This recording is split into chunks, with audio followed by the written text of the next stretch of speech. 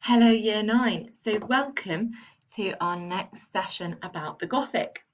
So, last week you guys completed a context story and a quiz, and we've learned that the Gothic has come a long, long way from just extravagant buildings and how it's transformed into modern day life. And if you have a look at some of the pictures on this slide, you might recognize some of the stories that we talked about last week. So, in the next 60 seconds, I want you to think, what do you remember about this story, Frankenstein, from our context lesson? Write down anything you can remember in the next 60 seconds. Are you ready? Set, go.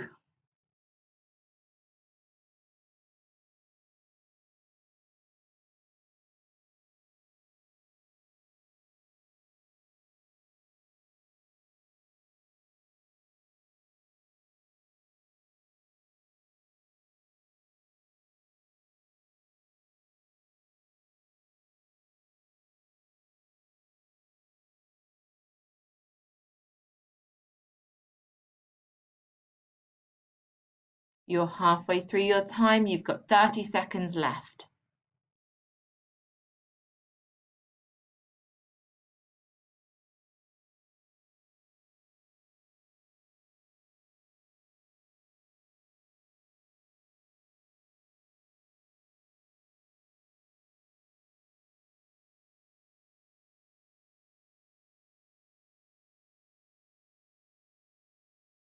Okay, and that is time up.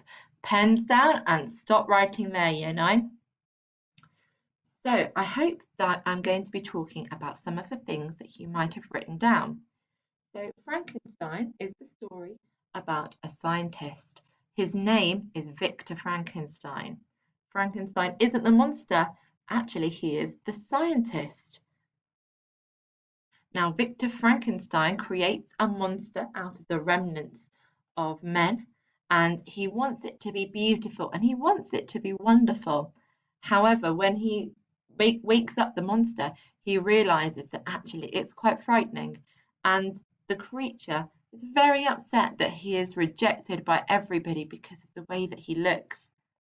All the creature wants is to be loved, but in the face of rejection from society and even of his own creator, Victor Frankenstein, he becomes hateful and vicious, which is why we have the cover on the left-hand side of the screen.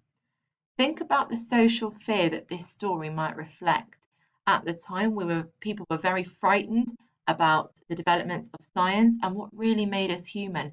So this story played on a lot of cultural anxieties of the time.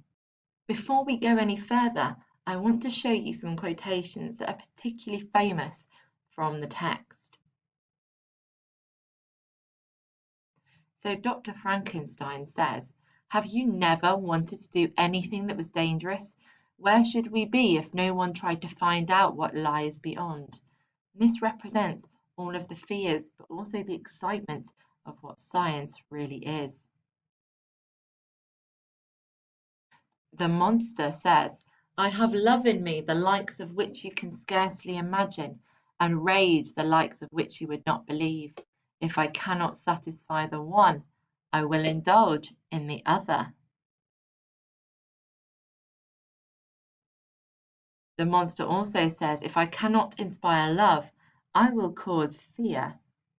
And last of all, "Beware, for I am fearless and therefore powerful."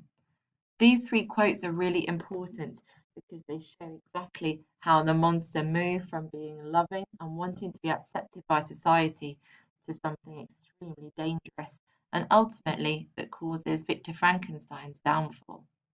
So today we are going to be thinking about the moment when the creature awakes. And we're going to be looking at the use of contrast in a dramatic and horrifying description. So we are going to have three learning outcomes. You will be able to identify the contrast in the description, understand why contrast is used to create drama, and then use some contrast yourself as it continues further. But first of all, we're going to find out a little bit more about Mary Shelley, who wrote Frankenstein. Was she a proper lady, or a proper rebel? Let's read her story and find out. Mary Shelley, the proper lady. In her early years, Mary Shelley went against the stereotypical proper lady and discovered her own path.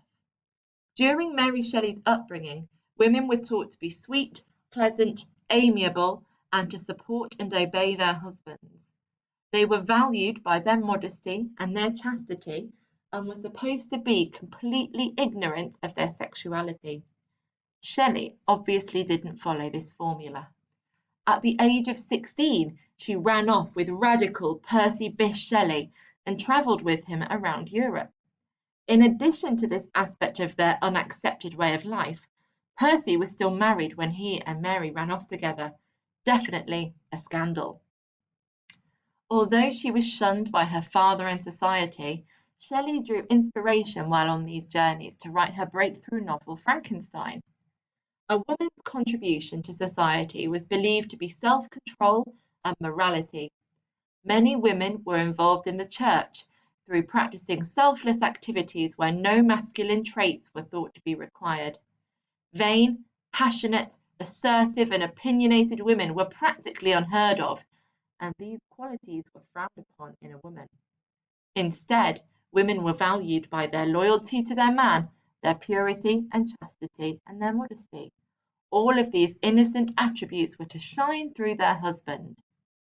It is interesting to note, however, that in the most famous painting of her, Mary Shelley looks quite like a proper lady.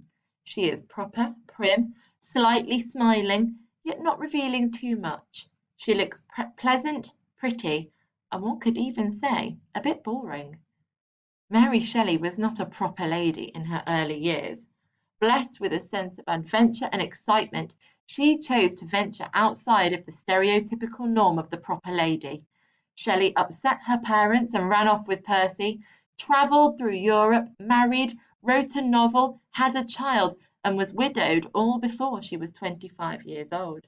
Mary Shelley was definitely an individual. So now we've read Mary Shelley's story, and this picture is the most famous painting of her, where she does look very much like the proper lady. So your first task is going to be to complete this grid, and it's also attached in the document on Show My Homework.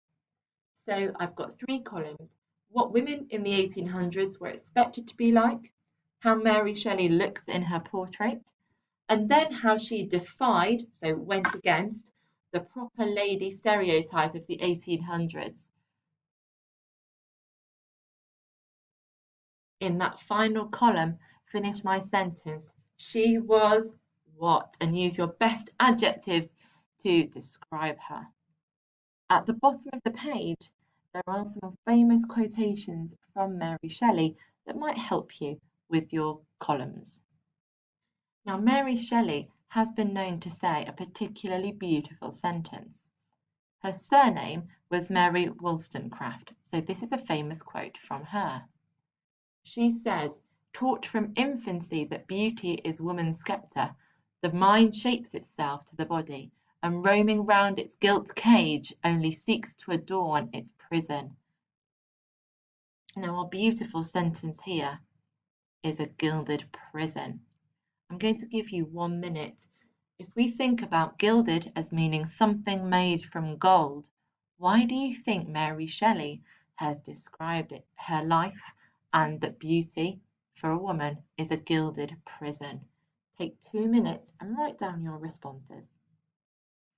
So now we're going to think about why using contrast helps to create drama. So have a little think, why could contrast create drama?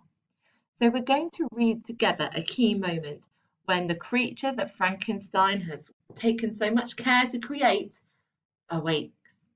Now, Mary Shelley uses contrast to emphasize the creature's horrific appearance. Now, remember, contrast is like an opposite. Okay? So what I would like you to do as we read, identify the positive and the negative adjectives that show the difference between what Frankenstein hoped to create and what he really created. So this is the extract that we are going to read, and it's written in first person from the point of view of Victor Frankenstein as the creature wakes up. He says, "How can I describe my emotions at this catastrophe, or how describe the wretched creature that I had taken such infinite pains and care to create? His limbs were in proportion, and I had selected his features as beautiful. Beautiful! Great God! His yellow skin scarcely covered the work of muscles and arteries beneath. His hair was of a lustrous black and flowing, his teeth of a pearly whiteness. But these luxuriances only formed a more horrid contrast with his watery eyes, that seemed almost of the same colour as the dun white sockets in which they were set, his shrivelled complexion, and straight black lips." Take a minute and identify as many positive and negative adjectives as you can, and then resume the video. Before we move on, I have a final question for you. Why is Frankenstein so upset? He designed the monster to look this way. So write a sentence to explain using evidence in your answer. Now, as a challenge, if you're aiming for a GCSE grade 6 or above, explain the effects of specific words using methods. So, for example, the use of the noun or the image or the metaphor implies. Finally, as a mega challenge, use the word contrast in your response. This should take you 5 minutes. When you're finished, resume the video. So we're now going to move on to our final outcome. I can use contrast myself in continuing the description. So just like Shelley, you are now going to use contrast to emphasize the creature's horrific appearance. Now be very deliberate with your choices. How was the being supposed to look? How did you design it? Compared to how it does look, which is far more terrifying than you ever could have imagined. Write between 5 and 8 sentences in first person. You should continue the description to include the shoulders, the arms, the hands, the skin. This should take you 20 minutes, so pause the video here and resume it when you're finished. Finally, we're going to finish off with a bit of self-assessment. So identify the positive and negative adjectives that you have used to create that contrast in your description. And as a challenge, explain what you intended your reader to consider. What did you want them to really imagine? Do you think you managed to make it terrifying? So this brings us to the end of our lesson. Well done. To finish off, you will have a quiz on Show My Homework, all about Frankenstein, Mary Shelley, and contrast. Try it 3 times and only complete it when you've done the lesson. Good luck and well done.